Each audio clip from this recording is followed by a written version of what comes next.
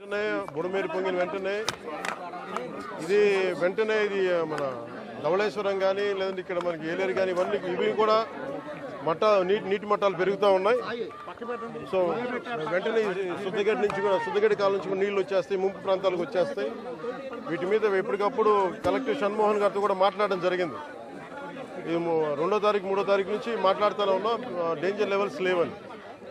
ఒకసారి అంతకుముందు కూడా జరిగితే ఫస్ట్ లెవెల్ వార్నింగ్ ఇచ్చాం, మళ్ళీ తగ్గిపోయిందని చెప్పారు. ఇది కూడా ఏంటంటే కంటిన్యూస్గా మనకి విపరీత వర్షపాతం, క్లైమేట్ చేంజ్, ఇవన్నీ ఈ పరిస్థితుల వల్ల రాష్ట్రం ఎప్పుడు అన్ప్రెసిడెంటెడ్, ఎప్పుడు చూడనంత వర్షపాతం ఇవన్నీ జరుగుతూ ఉన్నాయి.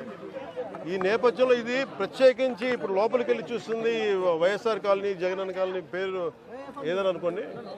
ఇది బేసిక్ ఇది ఒక 32 ఎకరాలు 33 ఎకరాల స్థలం. ఇది దాదాపు ఒక 2000 పైచులకు లబ్ధిదారులు. దీంట్లో ఉన్నదేమో ఇప్పుడు ప్రస్తుతం 10% మంది జనాభా ఉన్నారు. 10% మట్టుకే.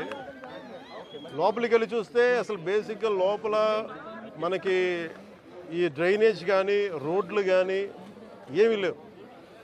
కనీసం వాళ్ళు అడిగేది అంటే కనీసం ఇప్పుడు దీనికి కనీసం బ్రిడ్జ్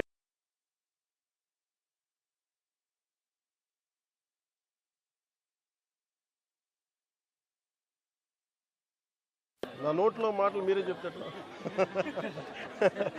అంటే ఇది ఇప్పుడు నేను మన బుడమేరు గురించి చెప్తాను. ఇది అంచెలంచెలుగా ప్రతి ఒక్కళ్ళు దీన్ని ఇంక్రిమెంట్గా పెంచుకుంటూ వెళ్ళిపోయారు. ఉదాహరణకి ఒకరితో మాట్లాడుతుంటే, వాస్తువులతో మాట్లాడుతూ ఉంటే ఇది 2 లారీలు వెళ్ళేంత దారి ఉంది. నదీ పరివాహక ప్రాంతాన్ని ఇది ఈజీగా వెళ్ళిపోయేది. కొంతమంది చెట్లు వేసి ఆ గట్లని వాళ్ళ పొలాల్లో కలుపుకోవటం అదొకటి.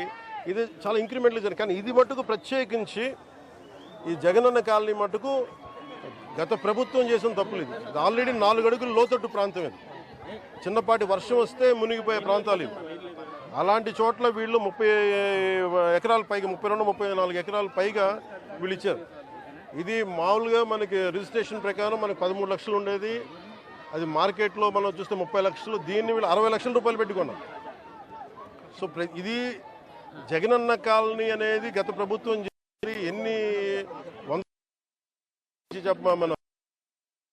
తేల్చి వర్కౌట్ చేస్తే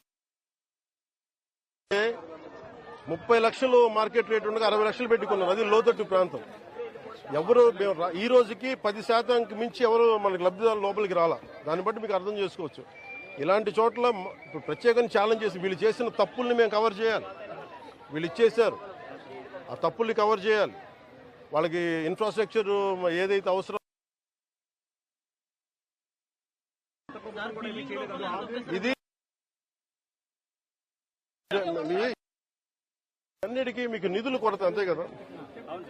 బేసిక్ నిధులు కొరత.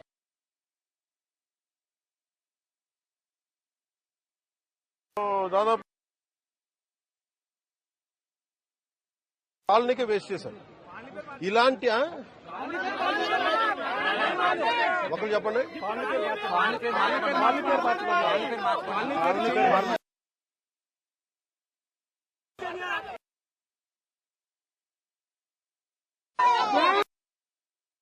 అలాగే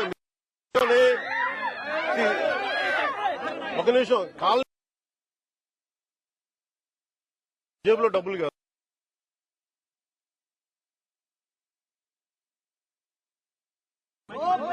అదే మన జాతీయ నాయకులు చాలా మంది ఉన్నారు, రాష్ట్ర స్థాయి నాయకులు ఉన్నారు.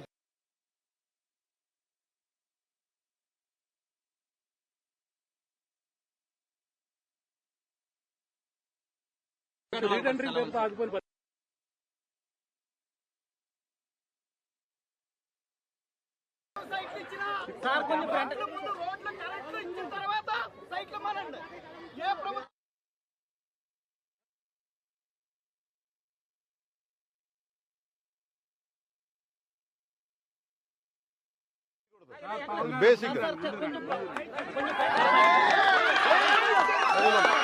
అది మన ప్రభుత్వం అయినా సరే అదే నమ్ముతాను. ముందు నుంచి ఫోన్లో మాట్లాడుతున్నాను. ఈరోజు వచ్చి హెల్త్ క్యాంప్స్ నీటి తగ్గ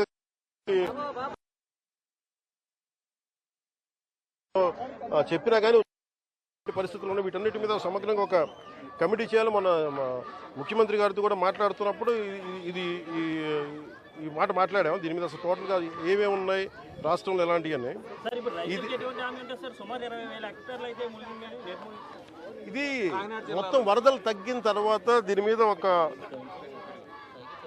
వెళ్ళి క్షేత్రస్థాయిలో పర్యటనలు జరిపి దాని మీద ఒక సమగ్రమైన నివేదికమని చెప్పి అధికారులని ఆల్రెడీ ఇన్స్ట్రక్ట్ చేశారు. ఇది ముఖ్యమంత్రి గారు ఇది వరద తగ్గుముఖం పట్టగానే దీన్ని ముందుకు తీసుకెళ్తాం. అంటే ఎంత ఇప్పుడు నష్టం కూర్చొని ఎంత అంచనా వేయలేము. అంటే మీరు చెప్తున్న ఒక లెక్క ఉంది, లేదు ఇంకొన్ని చోట్లేమో పత్తి కొంత పోయింది, మనకి వరి పోయింది, మన పత్తి దాదాపు 90 హెక్టార్లు పోయింది. మనకి దాదాపు 21 మండలాలు, ఒక కాకినాడ జిల్లాలో 21 మండలాలు అనుకుంటా, దాదాపు 152 గ్రామాల్లో నష్టం జరిగింది. దాదాపు 8,206 మంది రైతులు నష్టపోయారు. సో వీటన్నిటిని చేస్తున్న ముందు అంటే మీకు యాక్షన్ కావాలా? యాక్షన్ ఫిల్మ్ అంటే ఇది మనం హైడ్రా అలాంటి తీసుకోవడానికి మేమేం నమ్ముతామంటే చాలా మనం సమాజంలో ఉన్న ఎవరైతే ఎన్క్రోచ్మెంట్ తెలిసి చేయొచ్చు, తెలియక చేయొచ్చు, అందరి స్టేక్ భాగస్వాములతోటి మాట్లాడి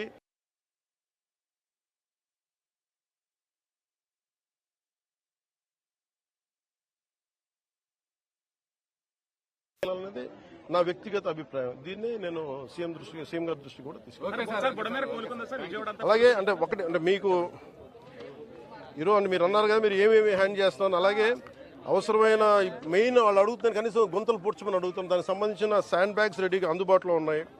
అలాగే మనకి చెట్లు పడిపోయిన వెంటనే ఎలాంటి ఏదైనా జరిగిన రంపాలు కానీ రోడ్ల పైన విరిగిపోయిన పడిన చెట్లు తీసివేయడానికి దానికి సంసిద్ధంగా ఉన్నాం. అలాగే జేసీబీ లాంటి వాహనాలని సంసిద్ధంగా ఉంచాం. ముఖ్యంగా అవసరానికి మన ఫైర్ యాక్సిడెంట్స్ ఏమంటే దానికి సంబంధించిన సంబంధించి ఫైర్ యాక్సిడెంట్ వెహికల్స్, అలాగే 42 మంది గజయితగాళ్ళని రెడీగా చేసాం ఇన్ కేస్ ఎమర్జెన్సీస్ ఉంటాయి. అలాగే primary health care, community health care వీటికి సంబంధించిన సంసిద్ధంగా చేసాం. అలాగే గవర్నమెంట్ జనరల్ హాస్పిటల్లో కూడా డాక్టర్స్ని 24/7 అందుబాటులో ఉంచమని వారికి ఇన్స్ట్రక్షన్స్ ఇవ్వడం జరిగింది. అలాగే ముఖ్యంగా గర్భిణీ స్త్రీలు కానీ బాలింతలు కానీ ఎవరున్నా కానీ వాళ్ళని సురక్షిత ప్రాంతాలు తరలించే బాధ్యత కలెక్టర్ గారు దాన్ని పర్యవేక్షిస్తూ ఉన్నారు. ఇది అక్కడ మనకి మన తీవ్రతను బట్టి మనకి అక్కడ మన ఏమంటుందని తుఫాన్ తీవ్రతను బట్టి ఉంటుంది. ఐ థింక్ అది వీకెన్ అయింది కాబట్టి ఇబ్బంది లేదని అనుకుంటున్నాను. వ్యక్తిగతంగా జరగకూడదు, ప్రకృతిని శాంతించమని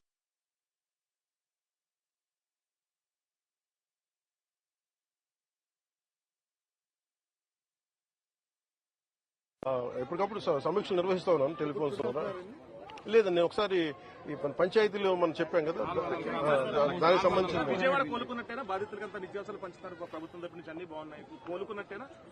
ఇది ఇంత వరద వచ్చిన తర్వాత రాత్రి ఎవరు కోలుకోలేదు. మనం ప్రాక్టికల్గా మాట్లాడదాం. కాదు ఏంటంటే ప్రభుత్వం ఎంత సంసిద్ధంగా ఉందని చెప్పడానికి. ఇలాంటి కష్టాలు వచ్చినప్పుడు అమెరికా లాంటి దేశాల్లో కూడా మీకు కూర్చోబెట్టి మియామి లాంటి చోట, ఫ్లోరిడా లాంటి చోట తుఫాన్లు వస్తే మొత్తం ఒక లక్షలాది మంది, వేలాది మంది నిరాశలు అయిపోతారు. Their advanced country.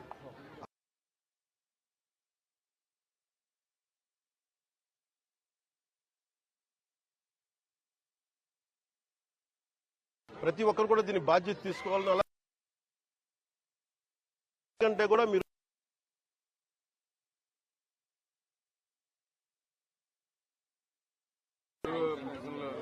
వాళ్ళు ఏదైనా చేయగల తెలియదు కానీ అది నాకు అవగాహన లేదు దాని మీద. నేను వింటున్నాను కానీ మీరు చెప్తున్నారు.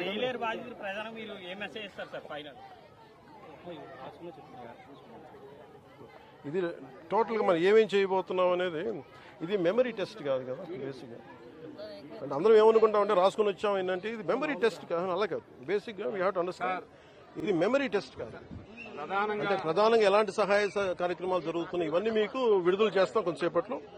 అలాగే ఇవన్నీ మీకు మన కలెక్టరేట్ కానీ మన సీఎం ఆఫీస్. ఫైనల్ గా ఏలేరు జలాశయం అనేది ఇక్కడ చాలా ముఖ్యమైనది వరదాయిని మెట్టకి. అదే దుఃఖదాయనిగా మారుతుంది.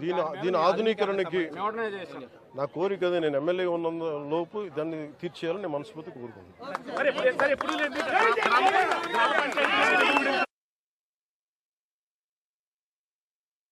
గతంలో 14-15 ఫైనాన్స్ నిధులు అనేది ప్రభుత్వం ఆపేసింది. మీరు వచ్చి ఇప్పుడు